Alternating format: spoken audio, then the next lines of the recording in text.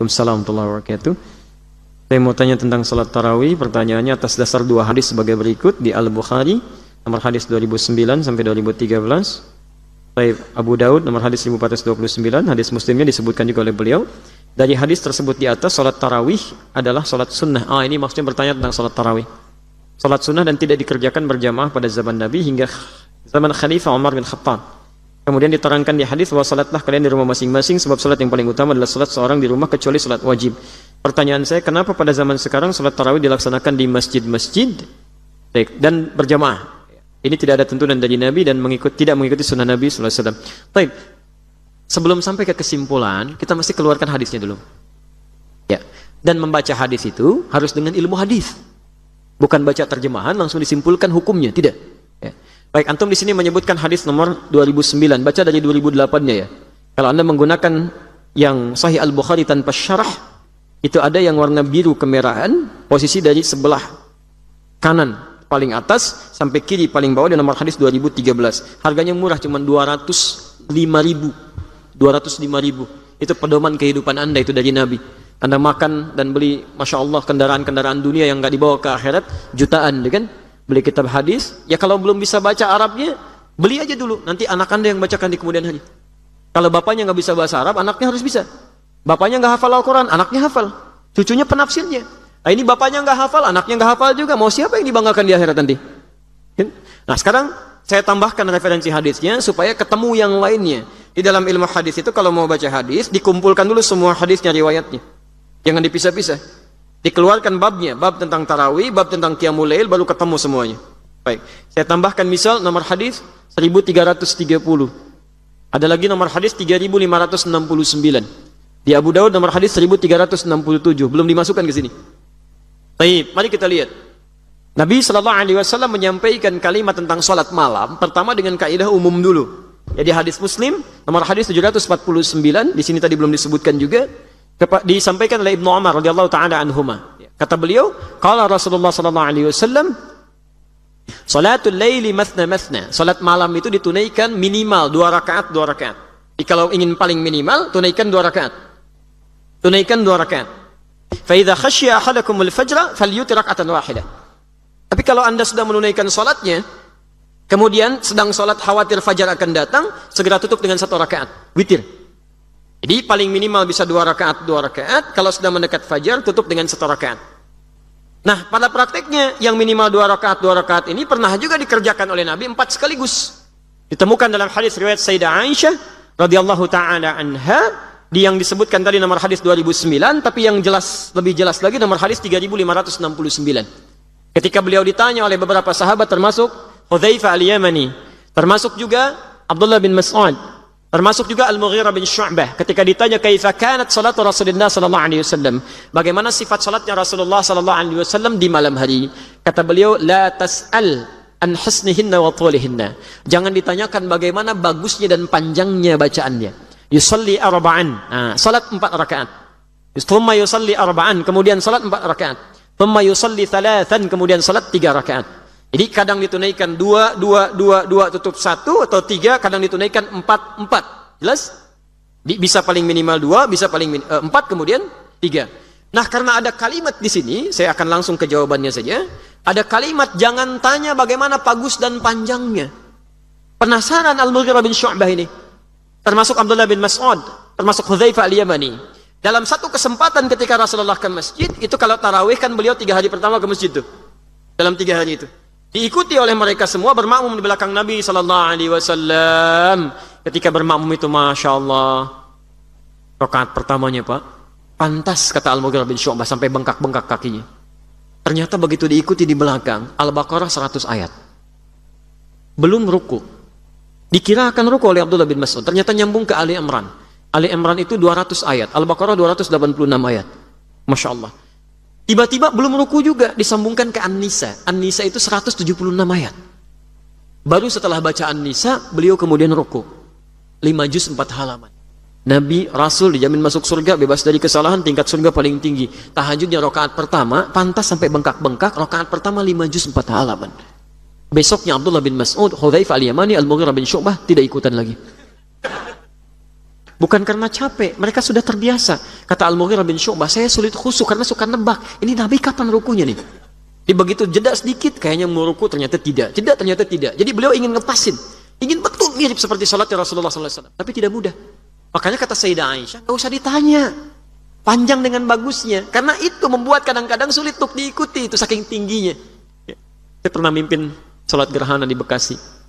Masya Allah, itu pecinta sunnah Nabi itu satu tempat. Terus saya datang ke sana, kita ada salat gerhana, jarang-jarang pahalanya ini ya. Dan jarang-jarang ada salat seperti ini. Mari kita tunaikan. Ingin seperti sunnah Nabi persis kita, insya Allah, atau kita belajar mirip-mirip dulu. Ustaz, pastikan seperti sunnah Nabi SAW. Kapan lagi kita dapat pahala semacam ini? Jarang-jarang salat semacam ini. Baik, saya bilang, kita akan coba semaksimal mungkin. Tapi saya mohon izin menjelaskan dulu. Kalau ingin persis seperti Nabi, nanti karena 2 ruku 2 sujud. 2 ruku itu setelah baca surat, ruku bangun lagi, surat lagi. Nanti baru kemudian sujud, bangun lagi, jadi ada 4 surat yang dibacakan. Kalau ingin persis sama seperti Nabi, mohon maafkan nanti saya akan baca Al-Baqarah sampai selesai, surat pertama. Kedua Ali Imran sampai selesai. Ketiga An-Nisa sampai selesai. Baru yang keempat Sabbihisma Rabbikal A'la. Itu tanpa saya bertanya kembali, sebagian besar hampir semuanya mengangkat tangan. Ustaz, mirip-mirip Nabi aja katanya. Tidak mudah gitu. Gak mudah ya. Nah, tapi poinnya kemudian, di hadis ini ditemukan beberapa sahabat bermakmum pada Rasulullah SAW. Yang jadi masalah, setiap malam itu, malam kedua makin banyak, malam ketiga makin banyak. Karena itu diputuskan oleh Rasulullah SAW, selanjutnya nggak ke masjid lagi, beliau di rumah.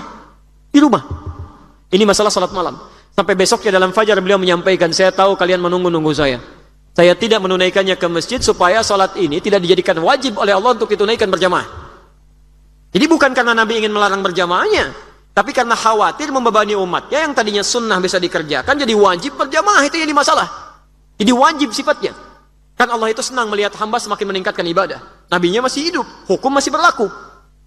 Dalil kedua, Abdullah bin Abbas, seorang anak kecil yang sangat cinta dengan Rasulullah SAW. Sampai-sampai ketika Nabi SAW menginap di rumah bibinya Maimunah, lalu kemudian diikuti. Nunggu. Malam-malam kemudian menunggu di depan kamar Nabi, ingin tahu bagaimana cara Nabi bangun di malam hari. Ternyata ketika dilihat Nabi bangkit berwudu, diajak anak ini menunaikan salat malam. Ketika sedang salat malam itu beliau berada di belakang Rasulullah. Ditariklah ke depan begini, disejajarkan dengan Rasulullah SAW. Lalu kemudian beliau bermakmum di belakang Rasulullah SAW dengan posisi sejajar itu, salat berjamaah. Ini menunjukkan bahwa salat pun bisa ditunaikan berjamaah. Baik itu di masjid ataupun di luar masjid. Sekarang persoalannya, pelan-pelan. Kenapa kemudian Umar bin Khattab radhiyallahu taala anhu berijtihad untuk menjadikan salatnya kemudian ke masjid, mengambil dari ketentuan Nabi SAW? Ini bukan pendapat Umar, karena Nabi pun sebelumnya pernah mencontohkan di masjid. Cuma karena khawatir tadi menjadi wajib, dialihkan kemudian ke rumah oleh beliau di sisa waktu salatnya. Maka ditangkap kalimat ini oleh Umar bin Khattab. Di sini diantara kejeniusan Umar bin Khattab. Kata beliau, ini sesungguhnya yang paling utama itu ditunaikan berjamaah. Di masjid pahalanya lebih banyak. Cuma ilat itu penyebab hukum. Ilat hukumnya kenapa Nabi ke rumah bukan karena ingin meninggalkan berjamaahnya, karena takut menjadi wajib. Tapi keutamaan berjamaahnya tetap ada. Dan disepakati oleh para sahabat pada saat itu. Maka ketika Umar ke masjid, kelihatan ada orang-orang berjamaah tapi misah-misah. Ada yang sisi kanan, ada yang sisi kiri, ada yang ke belakang. Maka disatukanlah kemudian oleh Umar bin Khattab, mengambil kesimpulan dari sunnah Nabi tadi, lalu dipraktekkan pada saat itu. Dan sahabat tidak ada satupun yang mengingkari. Umar paling tahu tentang Nabi dibandingkan dengan kita. Utsman paling dekat dengan Nabi dibandingkan dengan kita. Menikahi 2 putrinya. Dijamin masuk surga oleh Nabi. Ali menikahi putri yang sangat disayangi, Fatimah Az-Zahra. Umar anaknya dinikahi oleh Nabi. Antum tidak menikah dengan putri Nabi. Ya kan? Tidak lebih dekat dengan Nabi. Bagaimana bisa memahami hadis lebih daripada Umar? Dari situ kemudian para ulama sepakat sampai di Madinah. Sampai hari ini tarawihnya berjamaah. Sampai kemudian di Makkah juga tarawihnya berjamaah. Jadi kalau antum pahami itu salah tidak sesuai Nabi, berarti yang di Makkah salah semua. Yang di Madinah salah semua. Sedangkan orang Madinah lebih tahu dengan keadaan Nabi sampai hari ini dibandingkan dengan kita. Jelas ya? Di sini ada kebolehan dalil menunaikan sholat berjamaah di masjid untuk tarawih, tapi juga tidak melarang kalau ingin mengerjakan sendirian. Itu kesimpulannya. Yang salah, yang tidak sholat itu. Baik. Ini belum selesai yang kedua. Yang kedua tentang sholat sunnah. Bagaimana memahami kalimat Nabi, salat sunnah terbaik itu ditunaikan di masjid, di rumah, maaf, tunaikan di rumah. Ini dalil yang terpisah. Di hadis Muslim hadis 157. Nabi mengatakan afdhalun nawafil fi buyutikum. Salat terbaik itu di rumah-rumah kalian yang sunnah. Malam takunil faraid, sepanjang bukan yang fardu. Jadi yang fardu paling bagus tunaikan di masjid, yang sunnah-sunnah di rumah. Itu sunnah secara umum, tapi hadisnya belum selesai. Ujung keterangannya wa baiti huna, sedangkan rumahku di sini. Bagaimana cara menafsirkan hadis ini? Kata Ibnu Hajar Al-Asqalani dalam Fathul Bari, beliau sampaikan kalimat Nabi wa baiti huna, rumahku di sini, yadullu ala anna, ini menunjukkan bahwa sesungguhnya idza kana baitul muslim qariban minal masjid, jika rumah seorang muslim yang akan salat itu dekat dengan masjid. Di mana rumah Nabi? Di masjid. Rumah Rasulullah SAW, salat sunnah di situ. Begitu Bilal qamat, beliau keluar karena rumahnya dekat dengan masjid. Jadi hadis ini dipahami kalau rumah Anda dekat dengan masjid, silahkan tunaikan salat sunnahnya di rumah supaya tempat sujudnya semakin lebih banyak lagi. Tapi kalau rumah antum di Banjarbaru, ada kajian di sini subuh, salat sunnahnya di sana, nyampe sini kapan? Itu yang agak susah gitu kan. Apalagi saya mau ke sini kajian, salat sunnahnya di sana dulu, nyampe ke sini ya kesiangan, gak nyambung gitu kan. Nah, di sini yang disebut dengan ilat dalam hukum fikih. Sebab fikihnya apa? Dari ilat itu baru dipahami. Di membaca hadis itu tidak harus langsung dibaca terjemahannya, tapi ada turunan-turunan ilmunya. Apalagi kalau sudah bicara ilat. Apa babi hukumnya? Haram.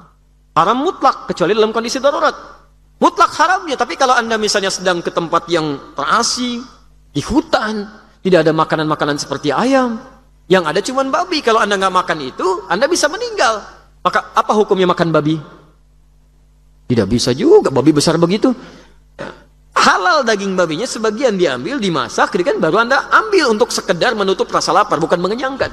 Tapi kalau Anda sudah keluar dari situ menemukan ayam, maka babi tidak boleh dimakan lagi. Tidak boleh.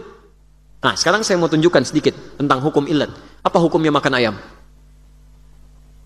Boleh, halal. Belum tentu.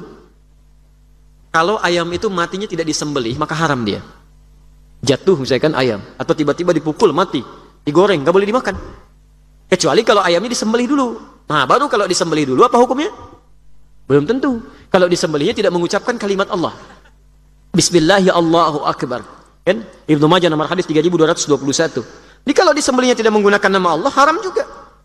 Makanya kalimat itu nggak sembarangan. Kalimat itu bisa menghadirkan hukum. Makanan halal karena kalimat. Nikah halal karena kalimat. Antum masuk Islam karena kalimat. Makanya ketika antum mengucapkan kalimat yang salah, akhirnya bisa salah.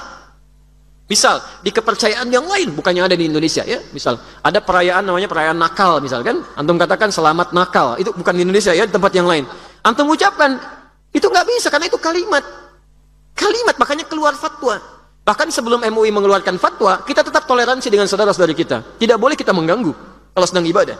Tapi toleransi itu tidak harus menjadikan semua yang dikenakan diikuti, tidak. Itu toleransi tingkat tinggi. La ikraha fid din, Quran surah kedua ayat 256, posisi paling kiri sebelah bawah. Jangan maksa orang dalam agama. Jadi nggak boleh. Misal kemarin ada ya, tetangga Anda misalnya Kristen sedang di gereja ibadah, nggak boleh di sweeping ke gereja, hentikan ibadah. Itu nggak boleh, itu dosa. Melanggar ketentuan Quran. Lakum dinukum waliyadin, silakan bebas. Anda ibadah, terserah Anda. Saya ibadah, kita berdakwah saja dalam kebaikan. Nggak boleh paksa. Tapi juga jangan ikut-ikutan untuk dikenakan hal-hal yang melekat pada ketentuannya, termasuk mengucapkan kalimatnya. Itu sudah keluar fatwa. Dulu, Kiai Haji Muhammad Hashim bin Ash'ari, Khadratus Syekh, pendiri Nahdlatul Ulama, tanggal 31 Januari 1926, menulis 19 kitab. Kitab keduanya Risalah Ahlus Sunnah wal Jamaah. Silahkan dilihat di halaman ke-14, paragraf yang pertama, baris ke-4 sampai baris ke-7, posisinya paling kanan sebelah atas. Itu sudah keluar fatwa. Wa qalat fil anwari, dan dikatakan dalam kitab Al-Anwar, wa yaqta bi takfiri, cukup seorang dianggap ingkar. Siapa orang ini? Wa kullu fa'ilin fi'lan, setiap orang yang melakukan perbuatan yang nyata-nyata, la yasduru illa bin kafir, tidak bersumber kecuali dari orang yang non muslim. Kemudian ikut-ikutan kasujudi lis salib, seperti ikut kepada salib ibadah maksudnya.